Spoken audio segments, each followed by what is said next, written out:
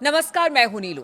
तो Ahmedabad plane crash मामले में जो प्राथमिक रिपोर्ट आई उसको लेकर बहुत ज्यादा कंट्रोवर्सी हो रही है। और देखिए, इसको लेकर कहा यह जा रहा है कि जो रिपोर्ट सामने आए उसमें पायलट्स को दोषी करार दिया गया है, एक तरह से कह लीजिए, जो कि मोटा मोटी कुछ बिंदु है उसको लेकर ये सवाल उठ रहे हैं। अब ये सवाल कौन उठा रहा है और क्यों आखिर ये सवाल उठ रहे हैं, बातचीत करने के लिए मयंक मेरे साथ है। मयंक, देखिए, जब से ये रिपोर्ट आई है तब से ये कहा जा रहा है कि देखिए इसका पूरा ठीकरा पायलट पर फोड़ दिया गया। बहुत सारे लोग ऐसा कह रहे हैं, यहां तक कि पायलट एसोसिएशन भी इस बात को बार बार उठा रहा है। आखिर इसके पीछे की क्या वजह है, कहां पर कमी और खामी की बात हो रही है इस रिपोर्ट में? देखिए, ये जो रिपोर्ट आई, जांच रिपोर्ट अहमदाबाद प्लेन हादसे की, क्रैश की जो रिपोर्ट आई, इस रिपोर्ट में देखिए AIB aircraft accident investigation bureau ने जो रिपोर्ट पेश की, इस रिपोर्ट में को पढ़ने के बाद एक ऐसा मैसेज गया लोगों तक कि मानो ये दोनों जो पायलट्स थे इनमें से किसी एक पायलट ने जो है वो फ्यूल स्विच खुद बंद कर दिया। हाँ। और उसकी वजह से हादसा हुआ, इस तरह का संदेश इस रिपोर्ट से जा रहा है।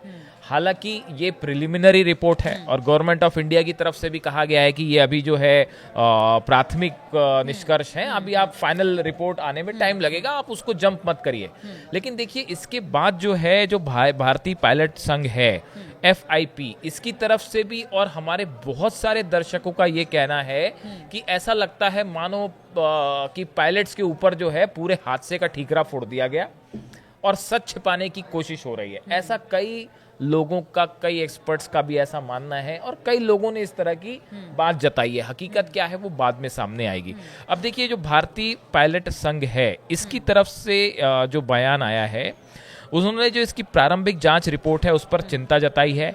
FIP का कहना है कि जब तक पूरी जांच पारदर्शिता और तथ्यों पर आधारित ना हो तब तक किसी पर दोष डालना जल्दबाजी और गैर जिम्मेदाराना व्यवहार है। देखिए, पायलट एसोसिएशन का कहना ऐसा है कि जब तक आपके पास पूरे इन्वेस्टिगेशन हर पहलू से जांच नहीं हो जाती, पूरे तथ्य सामने नहीं आ जाते, तब तक ये इस तरह से ये कहना कि साहब पायलट हादसे के लिए जिम्मेदार हैं या पायलट ने फ्यूल स्विच को ऑफ मोड में डाल दिया था, ये बड़ी जल्दबाजी होगा। देखिए, आपको इस तरह की खबरें मिल जाएंगी जिसमें ये बताया जा रहा है कि देखिए, एक तो वो कॉकपिट में जो डिस्कशन था कि जिसमें एक पायलट दूसरे पायलट से पूछ रहा है कि भाई तुमने जो फ्यूल स्विच क्यों बंद किया, और वो जवाब दे रहा है कि मैंने बंद नहीं किया। पहली बात तो इस रिपोर्ट में यही साफ नहीं है कि किस पायलट ने ये सवाल किया और किस पायलट ने जवाब दिया।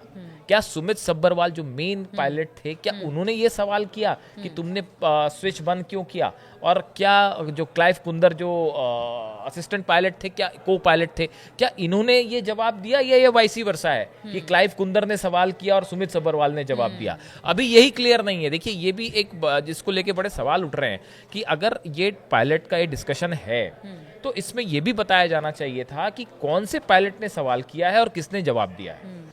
इसीलिए देखिए, जो भारतीय पायलट संघ है इसका कहना ऐसा है कि ये रिपोर्ट अभी पूरी जानकारी नहीं देती और केवल कुछ हिस्सों के आधार पर पायलटों की योग्यता और ईमानदारी पर सवाल उठाती है। जब ये रिपोर्ट आई थी मयंक, तो ये भी कहा गया कि पायलटों को दोषी ना बनाया जाए। पायलट कोई ये नहीं चाहता कि जिस प्लेन को वो उड़ा रहा है वो इस तरह से क्रैश हो जाए। पायलट लास्ट मोमेंट तक ये चाहता है कि किसी तरह से प्लेन को बचा लिया जाए।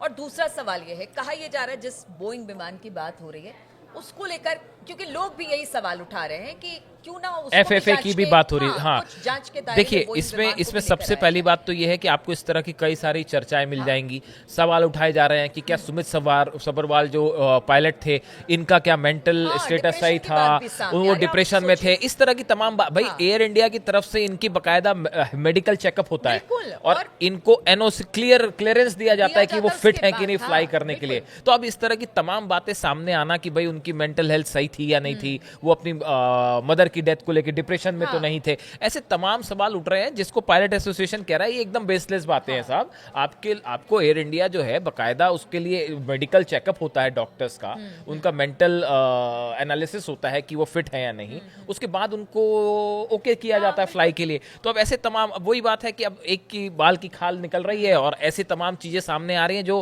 तथ्य से बिल्कुल दूर है। इसीलिए देखिए, भारतीय पायलट संघ है उसकी तरफ से ये अपील भी की गई है कि एफआईपी ने अपने सदस्यों और आम जनता से अपील की है कि वह इस तरह की अधूरी और जल्दबाजी में निकाले निष्कर्षों पर भरोसा न करें।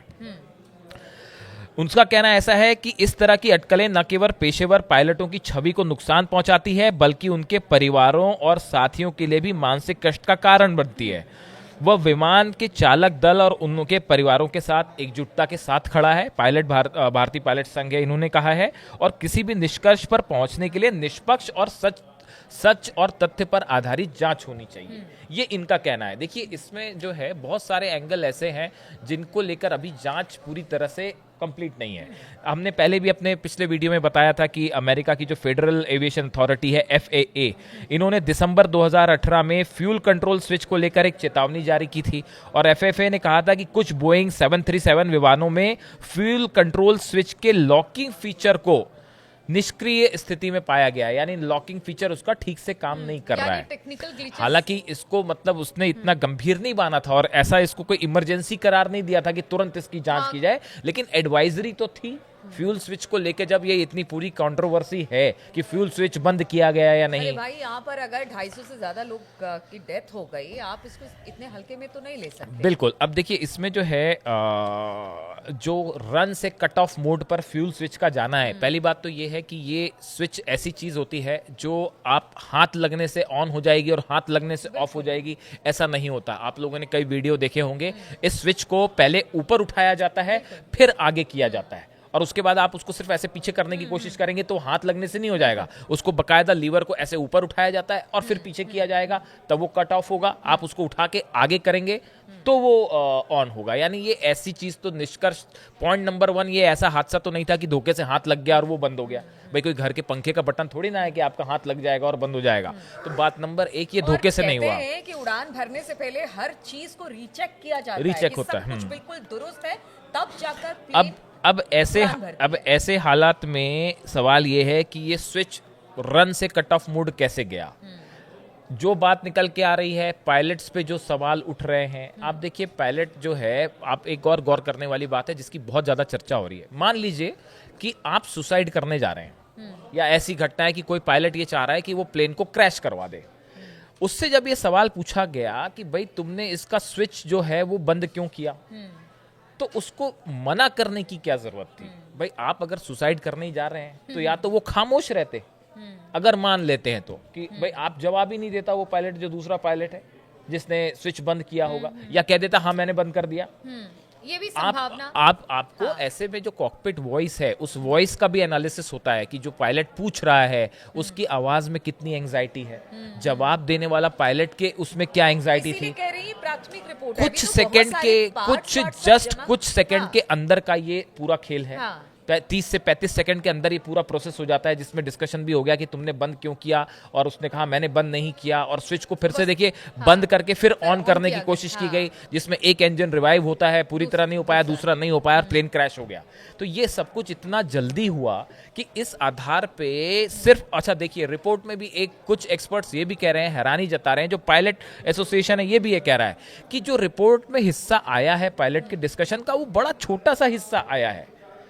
पूरा कंप्लीट डिस्कशन अगर आप प्लेन के रनवे से आने के पहले से लेके आखिरी तक का पूरा डिस्कशन अगर आप बताएं, और इसीलिए लोग कह रहे हैं कि क्यों ना उस वॉइस रिकॉर्डर को पब्लिक किया जाए, उसकी जितनी जानकारी है, क्या पूरी उस प्लेन के टेक ऑफ करने का, जीरो से जो हैंगर से प्लेन बाहर आता है और वहां से टेक ऑफ करता है, उसके हादसे के बीच का जो भी 40-45 मिनट का टाइम होता है, क्या उसकी पूरी डिस्कशन सामने नहीं रखना चाहिए। पब्लिक डोमेन सिर्फ इतना हिस्सा क्यों बाहर आया कि साहब वो जो है पायलट ने कहा तुमने स्विच ऑफ क्यों किया, और उसने कहा जी मैंने नहीं किया। सिर्फ इतना सा डिस्कशन का हिस्सा क्यों। कई लोगों की ये डिमांड है, पायलट एसोसिएशन की ये डिमांड है कि आप पूरा डिस्कशन जो है कॉकपिट का वॉइस रिकॉर्डर वो बाहर लिख दीजिए। देखिए, इसीलिए जो है जो नागरिक उड्डयन मंत्री हैं किंजरापू राम मोहन नायडू, इन्होंने कहा था कि रिपोर्ट केवल प्रारंभिक निष्कर्षों पर आधारित है और अंतिम रिपोर्ट जारी होने तक किसी को भी निष्कर्ष पर नहीं पहुंचना चाहिए। ये खुद जो है सरकार के मंत्री कह रहे हैं कि आप जल्दबाजी ना करें,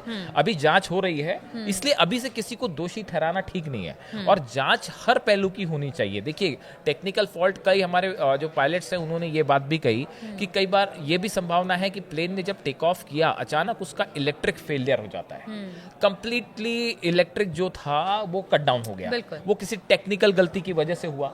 अब पायलट ने ये सोचा कि ये फ्यूल जो है वो फ्यूल सप्लाई बंद हो गई है, तो शायद उन्होंने इलेक्ट्रिक कट ऑफ की वजह से उस फ्यूल को ऑन करके ऑफ करके ऑन करने की कोशिश की।